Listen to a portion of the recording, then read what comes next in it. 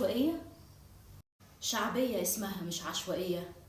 وبعدين أيا كان اسمها، أنا أول مرة أعرف إن الناس ليها أشكال معينة بتطلع منها بالمناطق. كل منطقة وليها ناسها، وأيا كان إحنا بنحب منطقتنا أيا كان اسمها. تمام، مفهوم. كل واحد بيحب منطقته وبيطبع بطباعها. مش نتكلم طيب في المفيد بدل الكلام اللي ملوش لازمة ده؟ أنا فادي كان اتكلم معايا وكنا اتكلمنا كتير بخصوص الاتفاقات، بس أنا طبعا حابب إن احنا نتكلم في وجود حضرتك عقبال ما بابايا يجي بالسلامة. مبدئيا كده انا شايفه ان مفيش اي داعي ان احنا نفتح الشقتين على بعض.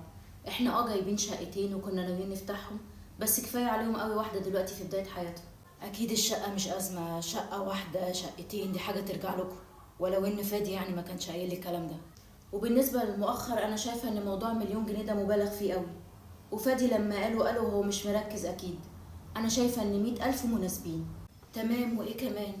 ايه تاني من الحاجات اللي اتفقوا عليها هتغير؟